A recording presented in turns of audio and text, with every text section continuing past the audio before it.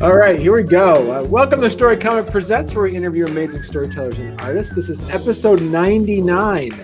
I am your host, Barney Smith of storycomic.com, and we're excited to have with us the creative team behind the GM-less collaborative horror role-playing game, Deimos Academy. Did I say it right? Deimos. Deimos. All right. Welcome, Austin Knight, Banana Chan, and Amanda Kahl. How's it going, folks? Hello. Yeah. So it's excited to have us. I say, so Banana, this is your third appearance on Storycomic Presents, which means you officially now become the title friend of the show. So congratulations. We'll get you a little PNG file that you can add. You can put on all of your websites. I've been waiting for this moment. There you go. And Amanda, you're back here for a second time. Yes. You were one of our first guests back. You're back in episode 6. So, maybe we can plan like every 93 episodes you can come back on. So sure. Yeah. Pencil me in for 93 episodes from now. And Austin, welcome to Storycomic Presents. Thank you for coming on. This is exciting stuff. So we're going to talk about the project that you're working, that the three of you have created, the GM-less collaborative horror role-playing game. I watched you. Was it last week? You all were a part of a Twitch live stream where you did an actual play of it, and it was very exciting. We'll probably talk a bit about how it, the actual process of the entire game, but first, kind of give everybody a little bit of a background on how the three of you got together to create this project. That is a good question. How did we start? I'm new here. I just show up on this project I just show up to meetings when they get put on my Google Calendar. I don't even. Where am I right now? This is so because Austin and Banana, the both of you are you're co-creators of the game, correct? Co-designers. Yes. So technically, we're all co-designers / co-creators. Okay. Or we're more like all three of us are co-creators. But in terms of like the writing front, Austin and I are more the writers, and then Amanda does all the illustrations. So all the beautiful, gorgeous artwork is all. Okay. And as far as like where this started, I mean, Banana and I have known each other for a while, and at one point we're just like, we should do something together. And Banana showed me a game that they had been working on, and we're like, hey, would you like to collaborate on this? And I was like, yeah, sure. And we kind of like picked at it for a little while of like, what do you think about this? Oh, look, I redid some stuff, but we weren't like seriously working on it. It was just kind of like we'll pick at this every once in a while. And then I don't know, I think you brought Austin on like a little over a year ago now, or about a year ago now. Yeah. Has it been a year? It's been pretty close to a year, yeah. Where am I? And that was the point at which we were like, okay, yeah, we're like actually going to have meetings and a production schedule and like get some stuff done instead of just kind of pick away at stuff. So, yeah. And so for the folks that might be watching or listening to this, either driving or watching the video, watching this interview. So explain to somebody exactly how would you differentiate between a GM-less game and not it being a regular game instead of like a role-playing game? Like what would entail it being GM-less and not just say, here's some instructions, go for it? So what I would say is a GM-less role-playing game it's still a role-playing game, but is one that there's not any one person in charge of like setting things up. You are all making the story together as you play. And so in some ways I kind of think like, I don't know if GM-less is the correct word. What we mean is like there's no like core facilitator. Everyone has kind of a role in like facilitating the experience and like making sure we're like playing like what the rule book says or whatever. Whereas like a game with a facilitator or a GM is like, it's essentially one person's job to like run the game, and everyone else just kind of shows up. Right. And they have like a role in being a good player and not being mean to your GM or whatever, but the GM is like, quote unquote, in charge of like setting up the world, setting up like the story, setting up the environment for the players to go have fun in. Okay. So it runs sort of in the same vein as games like Fiasco, where you don't necessarily need someone there to tell the story who has like, an outline of, all the stuff that they're going to do already.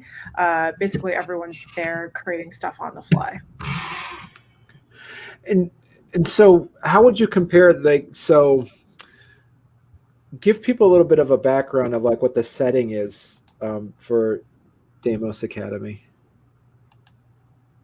Who wants to take this one? I mean, I just talked a bunch, but I can do it. I just said some stuff too, so I guess it's on you, Amanda. All right, Amanda, okay. hot potato to Sure. you. There you go. So Deimos Academy takes place in a boarding school that all of the players graduated from, and they're returning for a 15-year reunion. So you all went to this boarding school, you all graduated 15 years ago, and you're returning for some reason. And then once you're there, you're trying to uncover repressed memories and also dealing with freaky stuff showing up, because it is a horror game, so weird stuff is going to happen. And it's kind of open-ended past that. So like the reasons why you were ever in the boarding school, or what type of boarding school it was, or what your experiences were like there, or even the reasons that you're returning, all of these are pretty much entirely up to the players. The players get to determine all of this at the beginning of, some of it at the beginning of the game. You kind of collaboratively come up with it together via a series of prompts that we have written. And a lot of it you discover throughout the game as you're role-playing. Okay. And so there's a part of this like coloring book aspect to it as well? Yes. Okay. Color. Color me intrigued. How does that work? How does that work, Amanda? Okay. Oh no. Oh no, the puns. The puns. Austin's done. They can't do it.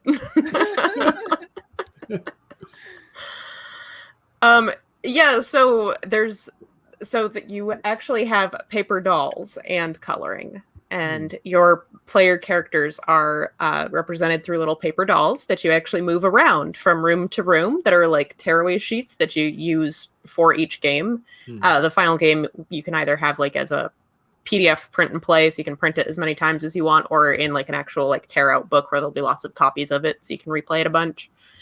And as you go through the different rooms, you have to, part of the gameplay is like coloring different stuff in, or coloring stuff in on your character. And so, but I remember watching you playing that source. Is there like also an internet version of this, like so somebody be able to play this virtually with friends as well? Yes. So in the final version, we are still developing it just to make it a little more user-friendly, but there is a version of it that you can play on Google Slides.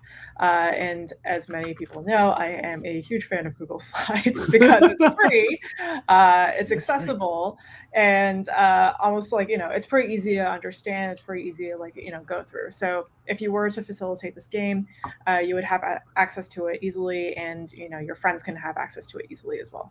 Okay. Now, how is this compared to like some, as you mentioned, Austin, some of the other like a GM-less game? What were some of the innovations that that you and the rest of the team kind of came up to say, hey, I've never seen this done, let's try this? What were some of those? I'm real. I just do stuff. I just do what I think is cool. I don't have a lot of experience with GM-less games, honestly.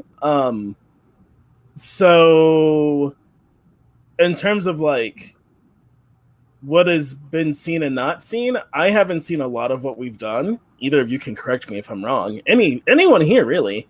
But I just thought it seemed like a cool idea and seemed like a creepy story to tell. So that's where I'm at. I don't know if it's like I haven't seen anything done in a setting like this that is GMless. I can say that much. I feel like most horror games I've heard of are there's some sort of facilitator or GM, or it's like a board game that encourages you to RP or something. Is the game mechanics? Oh, sorry, go ahead, go for it. Oh, I was just gonna say, like, I think the game itself takes a lot of elements from other different games. So we have this one mechanic where everyone writes down their memories on a deck of cards, and if they roll poorly, then they would rip up the top card of the deck. That's sort of taken from like a legacy sort of thing, right? So like, you know, some legacy games like in Betrayal, they would have that sort of mechanic where it's like, okay, just rip up this card and you're never going to see it. You're never going to know what's on it. That's something that we've, you know, sort of integrated from legacy games. The paper dolls themselves, you know, how you can like color them in. That's inspired by minis. We also wanted to do something that's like, you know, a little more accessible. So it's like, you know, paper instead of like spending, I don't know, $20 on a mini and painting it.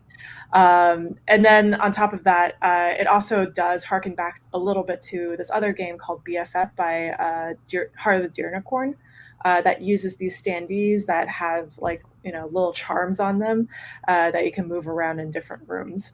And also a little bit of Bluebeard's Bride, I would say. Like there's a lot of stuff going on.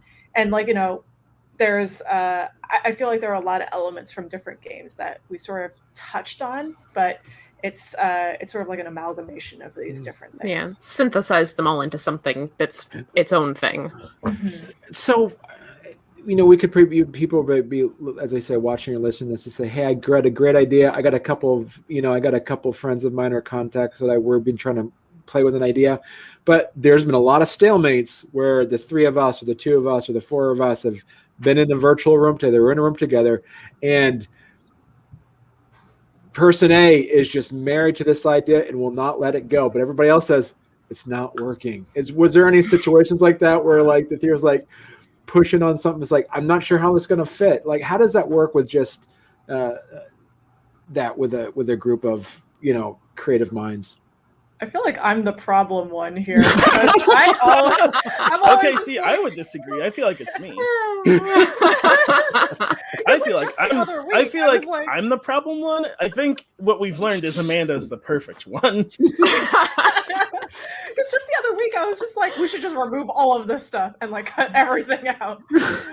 It's okay. We talked you down from that though. Yeah. That was, you were like, it's like it's okay. It's okay, Banana. Okay. You're like, what if we just throw the game away? What if we just don't do this game anymore? We're just gonna mime it. Yeah, I don't know. I feel like we all understand what we're trying to do. So I feel like even if someone's like, I want this, and the other two or three or whatever are like, I don't think it'll fit. I don't think we've ever had like a point of contention or something. Yeah, we've also approached this, I would almost say, like, even though it's a creative endeavor, I would almost say we've approached a lot of the like design decisions scientifically, in that we always playtest everything. We've done, just the three of us have done, I don't even know how many playtests. I don't remember at this point. I don't know a lot. I've played this game. Like we've played the game a lot. We've brought in other people that we trust as gamers and as designers to come in and try the game out and either give feedback or just try it and observe how they react to it. And so that's given us a lot of really valuable, like, objective information of like, this thing is working, this thing is not. Like we saw it working or we saw it not work. And I think that everybody's been pretty good about like not letting our own personal like ego or attachments to something that we've created for it get in the way of seeing something work or not work. So what were some of the feedback that you've all received that you were most surprised or proud of so far? Huh. Stumped. That wasn't. I thought that was gonna be like, what's been like the feedback that's been most helpful or like bad or whatever. Honestly, I would say that the physical version and the digital version were very similar in terms of gameplay. So that was pretty surprising. Yeah. And I think the most encouraging one that I had was that I had a group play test it that were I'm not going to say not into it, but this was not their type of game. Like, this is very much a, like, like, kind of, like, it helps if you approach this in more of, like, a deep thoughts and feelings kind of way. And they were very much like a, let's go into the dungeon and kill some goblins type gaming group. And so they were just not, this was just not their normal bag. And so even though it was a very not serious session, and it was a very, like, they were like constantly having little side conversations and joking around, but they all still had fun, and they still played the game like the game still acted the same and looked the same and worked. And so I was like, okay, whew. So what's the learning curve on this? Is this something if someone's never played a game before can get into this and understand it as well?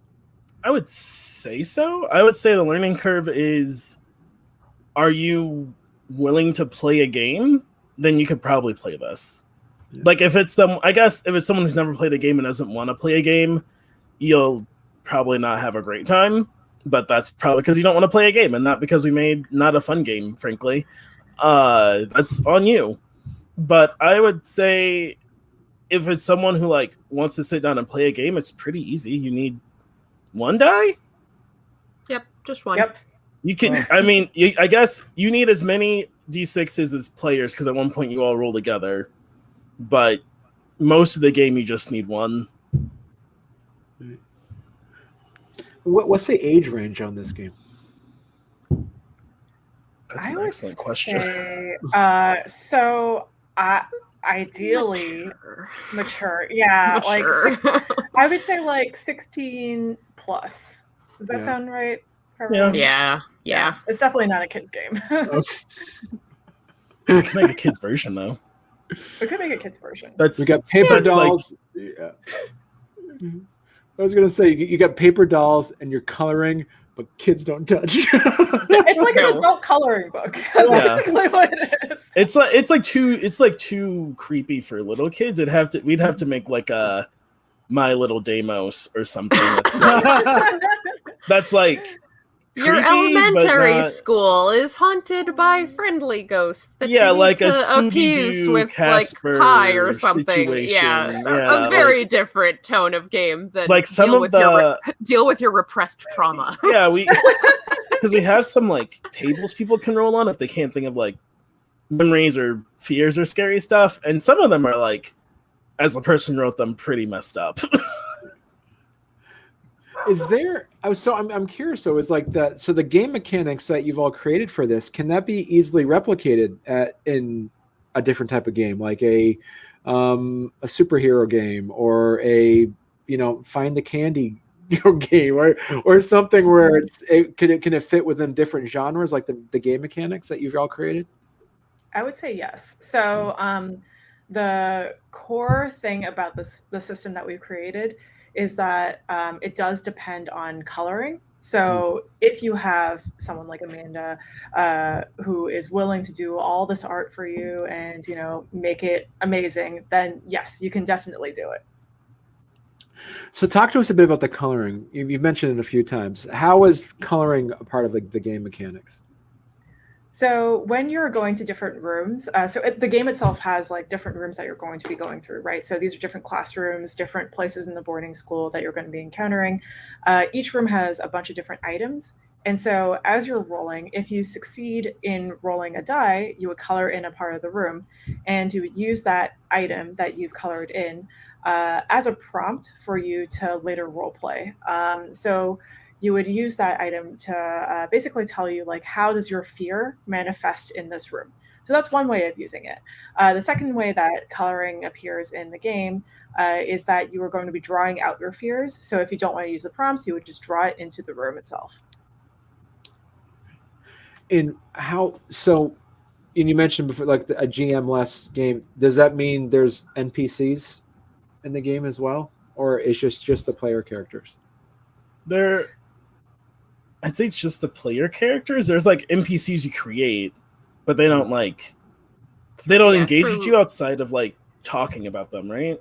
Right, through memory, because a lot of the actual like role play is trying to recall memories and from when you were in school, and so you kind of end up with a cast of NPCs that you're all talking about having memories of. But there aren't any other characters outside of the players already pre-built into the story. Okay.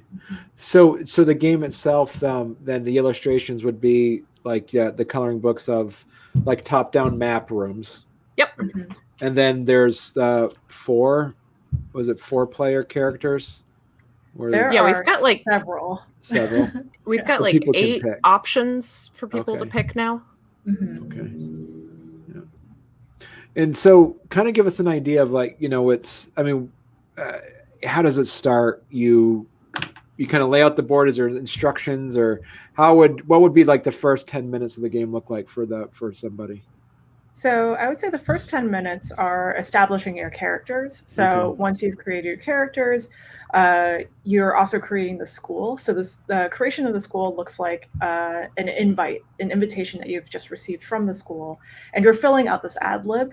So that way you have a sense of like, what is this place like? What was this place like? Why are we getting invited back? Why are we going back? And then you're doing a whole bunch of relationship questions as well. So you're answering questions about your characters, the relationship between your characters. And then from there, I would say that takes about I would want to say 30 to 40 minutes-ish. And then from there, you jump into like the actual gameplay. And the actual gameplay takes about anywhere between 40 minutes to an hour. Right. And so is there a way, because of this, as you mentioned, is it like a legacy game in the sense that, or is there a way to say, hey, I really liked how this ended. Can we go back? Like, can somebody take the character they developed and say, do you all want to play again? Let's play it again. There's how, I take it the game is obviously repeatable as well. Yeah. So I would say that it is. It depends on the players and if they want to use their same character for, another type of reunion sort of thing. And if their character makes it out or not. Right, that too. So at the very end, we do have this maze type of escape thing where they have to try and get out. So if they do make it out, then maybe they want to return.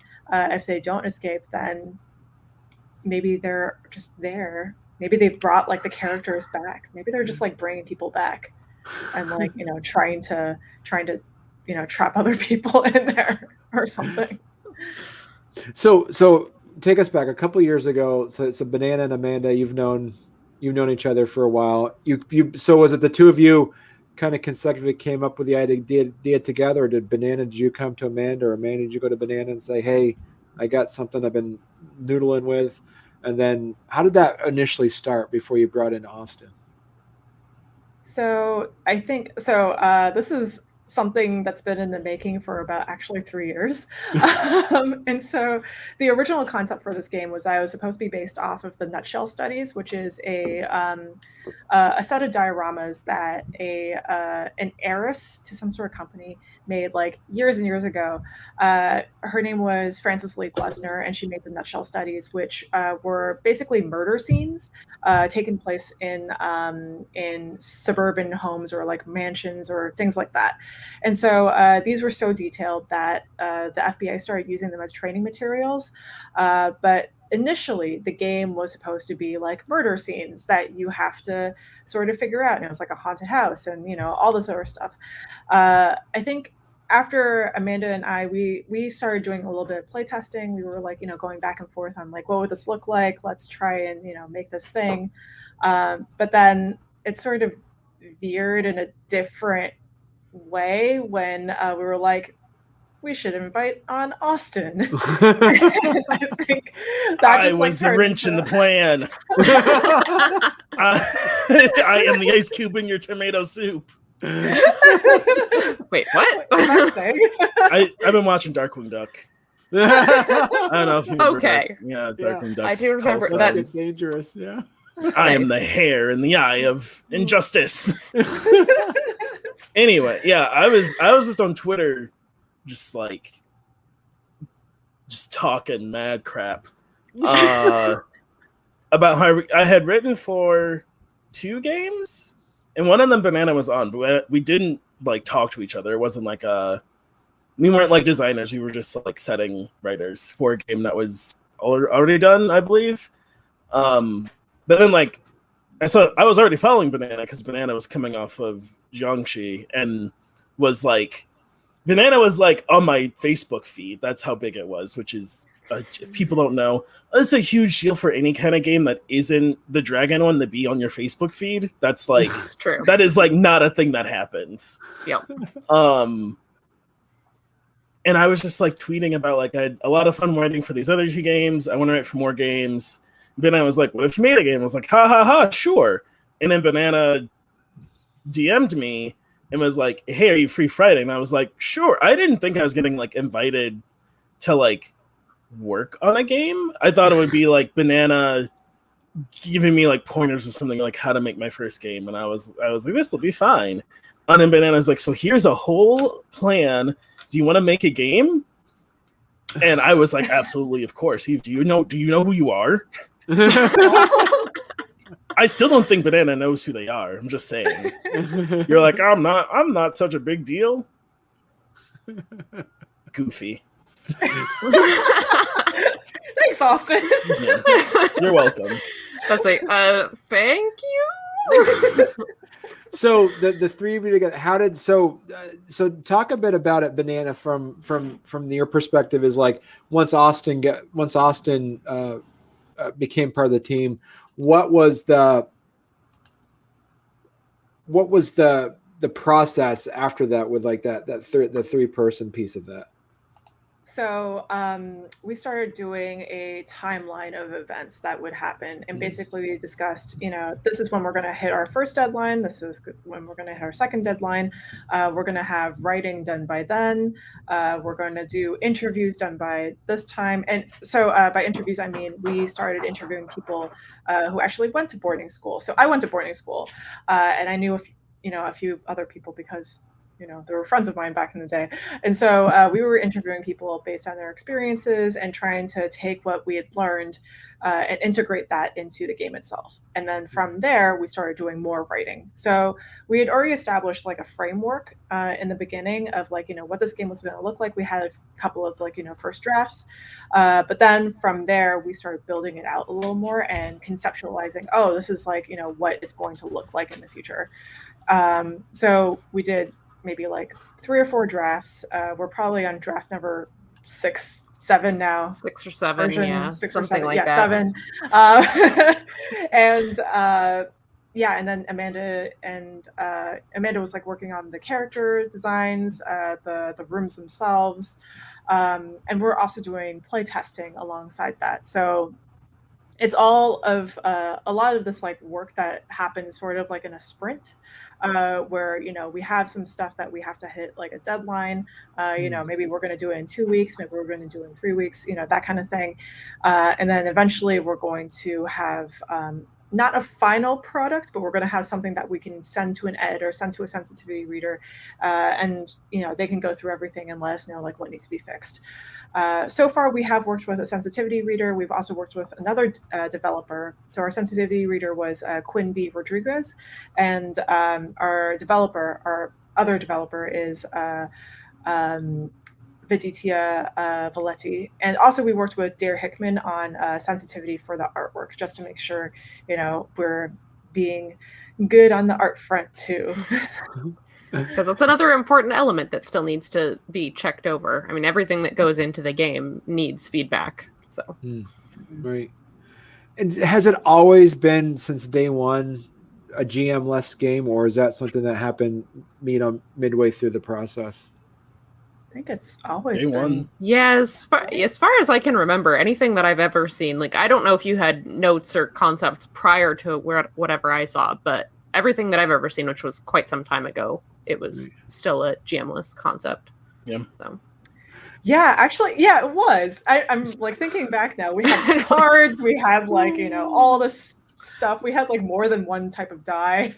Yep. It was ridiculous. It was a lot. Was there anything that you kind of had to put on the cutting room floor that that any of you decided to say doesn't fit here, but I like this? I like this mechanic. It's just not a good fit here. So I feel like yes. Yeah. It's also hard to remember because we've gone through like so many 7. different iterations. It's just like, wait, what? What did we do before? There was, and we kind of have it still with the memories and stuff, but at one point we had like 2 trackers. We had like a memory tracker and like a resiliency tracker. Mm-hmm. And I was really into the resiliency tracker because my day job's being a therapist. And so I was like, that was like, we started working on it. And that was my first pitch, was like, oh, memories and trauma, we should do a resiliency thing. And so we had like a memory thing, a resiliency thing. And we made them into one, and now again it's a little bit different, but that's like the only thing I can think of that I mean, I use that when I run games like therapeutically, so. Mm-hmm. And that's a lot of those types of things end up just kind of like, a lot of them ended up just kind of getting pulled out of the game, and where we were just trying to streamline it, where it was like, there was a lot of stuff that it was like, these are all really cool ideas, but they kind of slowed the game down. So we were just like, all right, we just need to hone this down into like whatever concepts best serve the primary things we're trying to do here. Yeah. I mean, obviously I might be getting way ahead of it, but I love the idea of just like getting the world building aspect of things.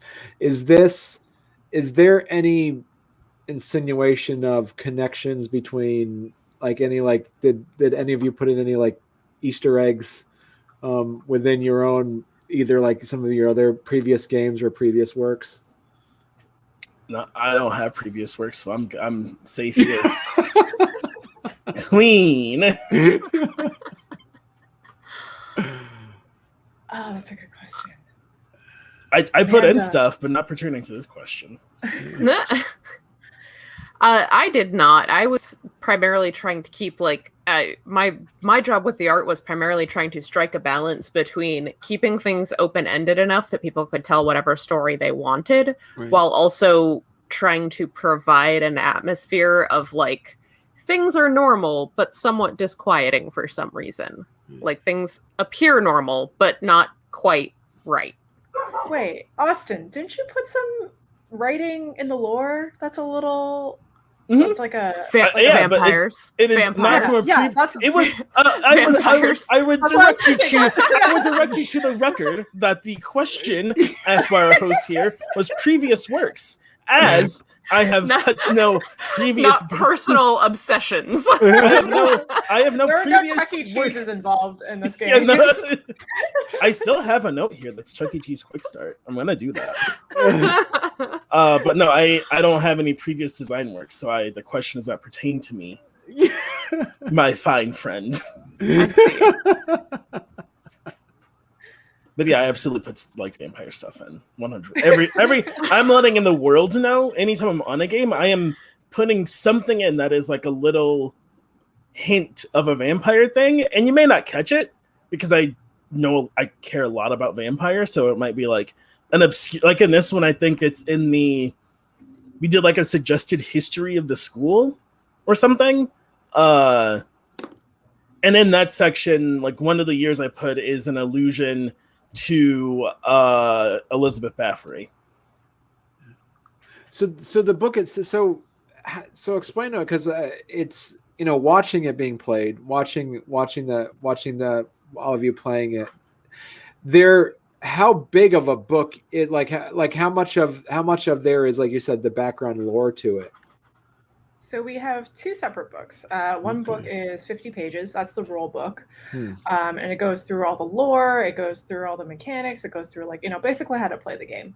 It's very short, only 50 pages. And then we have the coloring book, which has the tearaways, the different rooms. And each room also has instructions basically on what you do in each room.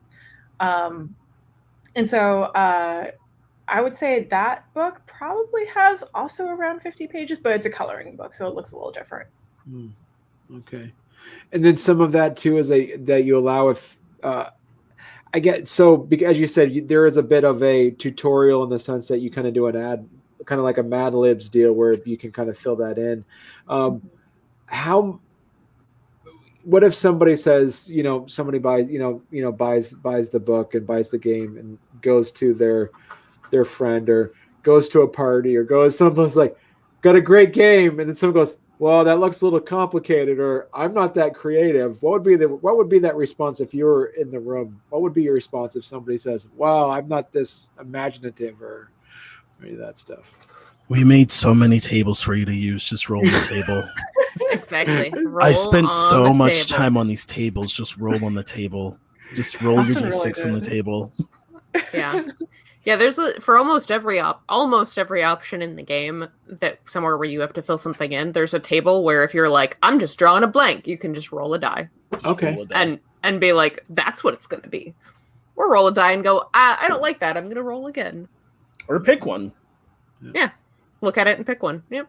What's the can it be solo play as well? Technically, no. It's the small scale. Maybe technically, we're not writing the rules for it, but but if you want to hack it yourself, feel free to. Right now, we're only doing 2 to 4 player. Okay, all right. We thought about that, and I think we all were like, but more rules. Yeah. More rules and more rounds of playtesting to figure out if it works. Yeah, I don't know about playing. I don't think I would have playtested it by myself. I don't know if I'd playtest like a scary game by myself. Right. Though it would be very cool. Yeah. And it was there, and why did you stop at 4? Like there was. Do you think that the more the people, the longer it would take, or the more distractions it would cause, or?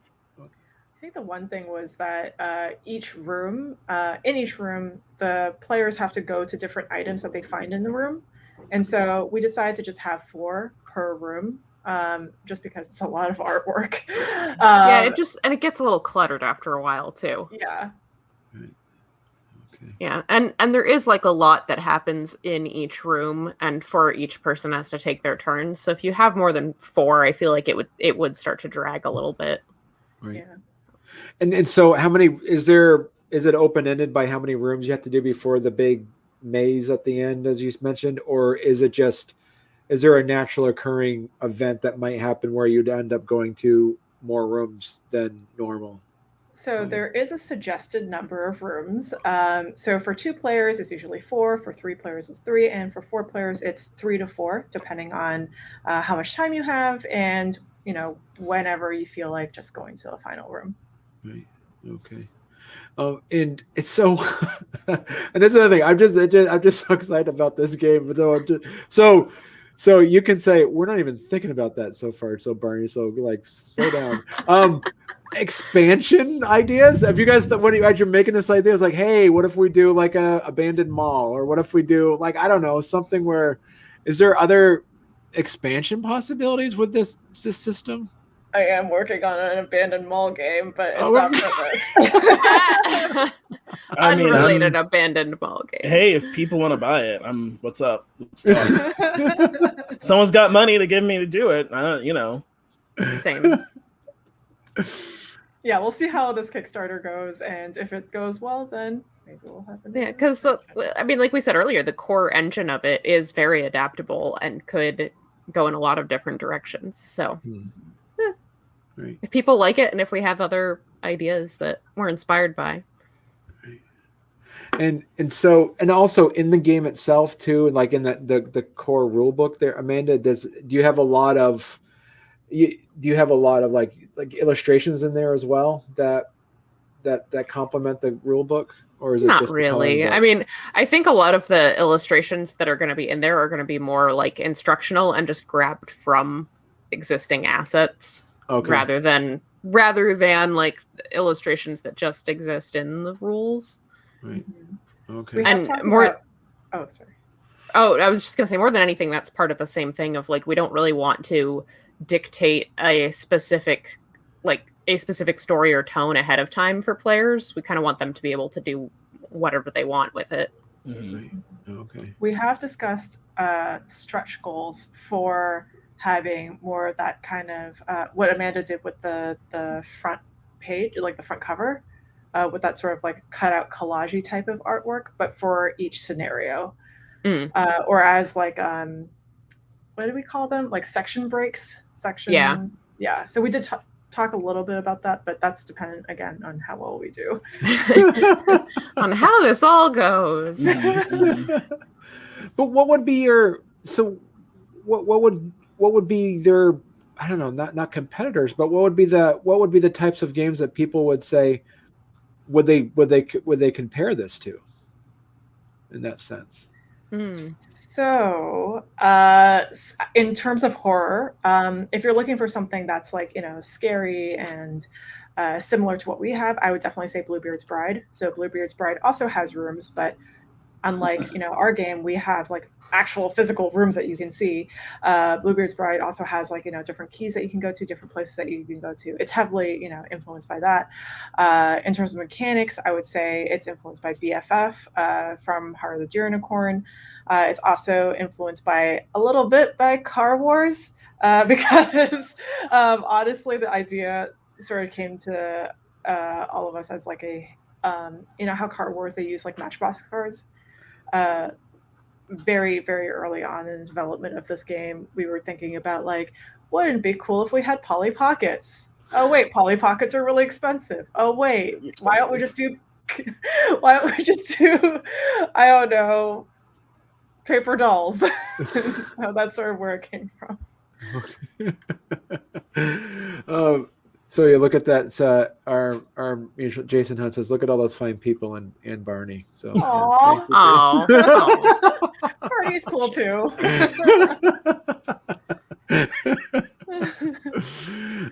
And so like in that sense, if somebody was going to say, as you mentioned before, is like so.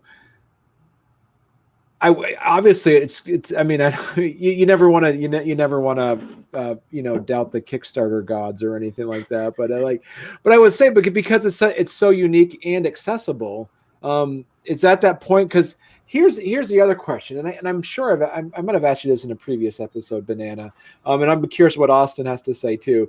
Is do you work when it comes to that? Of course, Amanda too. I'm sorry, I took a sec, just like, but like, at what point do you say, this is a game I want to make? This is the game we want to make, and what part of it do you say this is important to us? But is it marketable in the sense of what things did you have to say? We have to make it accessible at the same time. So from that perspective, is where do you measure the passion of being the artist and the creator for it with the accessibility of the game itself? I think it goes hand in hand, right? I don't know. What do y'all think? I said a lot of stuff. Oh, you're fine. I mean, yeah, you kind of have to be confident in what you've created and confident that other people are going to be into it and that you've done the best that you can and that it's a worthwhile kind of thing. I mean, I think we've probably all also created stuff that we're like, this is cool and I like it, but I'm kind of weird and no one else is going to be interested in this. And I think there's usually a self-awareness with that, of just being like, yeah, that was fun, a fun exercise, but into the bottom of the shelf with you. I would say, I don't know. I don't think we've had any talks about that. We've had talks about like the general state of like printing things and where that's at. Right. And the general state of like shipping and whatnot, but we haven't talked about like for this specifically, and I'll say talking about in general, like we haven't talked about this specifically, like, if that'll be something that's like marketable or not. And I don't know if that's like awareness you just kind of gain the more you're in the industry or not. But I don't know. I guess like I think we made something pretty dope and people like it. And if you don't like it, that's okay. I'm not here to force you to like it. But I think if you're into that genre of things, like creepy stuff, then you'll be into this. And if you're not into creepy stuff, then probably don't play a scary game. I don't recommend it. Fair. Right. Jason Hunt also said, it sounds like the game is like a wildly interactive Clue, which I'm all aboard for. Thanks, Jason. That is a way to say that, huh? Yeah. With a horror theme, of course, he said. Right, so, right. I could definitely see that being a way to describe it, which I wouldn't say would be the way I would describe it, but it's not wholly inaccurate. Like, no, it does it's not. help paint a pretty decent picture of what you do in the game. It's not wrong. Maybe not right, but not wrong either. I just realized another touch point of in terms of mechanics probably is similar to Clue, but also Kill Dr. Lucky. I don't know if you all played Kill Dr. Lucky, but it also has those standees that you have in different rooms. But instead of like one big blueprint, you have like multiple different blueprints that you go into, and you're not actually killing anyone in this game. Oh, so I saw watching obviously the Twitch stream of you playing it, that's different than how it physically look. So describe the physical table. Like if I got the game, I set it up. Do I rip out the pages and set them down like tiles? How does that work? So you would rip them out according to what the room is going to be. So based on what the room that you're going to go to next, you just like flip through the pages, you try to find it in the coloring book, you rip that one out, and then you play from there. And so they're sort of like mini boards in a coloring book, and of course you can copy them, you can print them off as a PDF from our website, Kickstarter, and use them from there as well. And like the objects, are the objects stationary in there, or is there another page of the objects that you cut out and stick on there? Amanda did something. You did something very cool. I was just gonna say. So the answer is yes. So we have objects that are like the default objects for the room, and those are like just printed right on the page, and you just go to them and color them to like claim them. But we are also doing a entire page of like replacement objects, and these are things that you can like cut out and put in any of the rooms to replace the objects that are already there. You just like place them on top of them. Okay. And you can do that either to enhance replayability, or if for whatever reason you don't want to interact with the objects that come as defaults in the room. So a lot of the objects that come defaults in these rooms are things like illicit substances. And if you like don't want that in your game, fair, have some different objects. It's like substances, weapon. Yeah, there's a lot of stuff that like for a number of reasons people might not want in their game, and so we're going to be offering like alternate objects that you can just slap on top of them and say, nope, we're going to have this in the room instead because I just don't want to interact with that object. Right. Okay. And then was that some of the feedback you get from your sensitivity folks, or was that? I don't remember whether that was specifically from sensitivity or whether at one point we just realized during a game, like, wow, this is the third time we've interacted with something like that this game. There might be kind of a lot of that in here if someone's not into that. Yeah. I think this was before sensitivity, actually. Like when we were just like, oh, wait a second, maybe we should have a page of these. Yeah. Okay, that's cool. Well, I'm very excited. I'm very excited to see this game. And any other plans on doing any more like live stream test games at all, or? Yes, I think so. We have another one. I don't know if we have one officially scheduled yet. I go on my calendar, tells me. Plans. But we are postponing the Kickstarter. So unfortunately, because of shipping, womp. And all the weird things that are going on in the world today because it's 2021, we are postponing it to 2022. So we're aiming for the first quarter of 2022. Cool. All right. Excellent. So thank you very much, Banana, Amanda, and Austin. And Yeah, come back again. This is great. So and I appreciate the time you've taken in helping us educate us on Deimos Academy. So Thank you so much for having us. Yeah. you're welcome.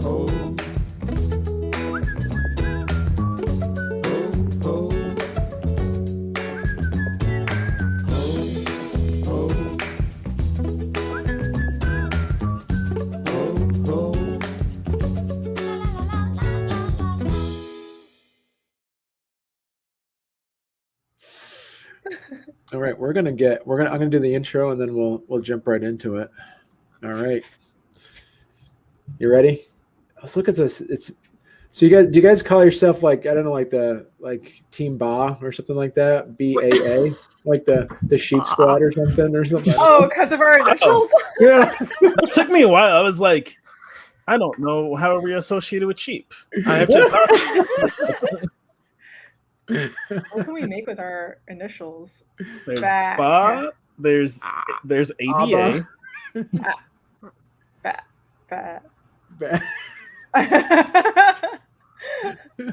Team, we always get very confused on Basecamp because Austin and I have the same initials. Oh, that's true. I simply don't respond on Basecamp, and I'm like, we'll just wait for the meeting, or someone will tag me directly in it, and I will respond. But otherwise, just like assume I don't have an issue. It's too confusing. Just assume we're fine. Which AK is saying this? I don't know.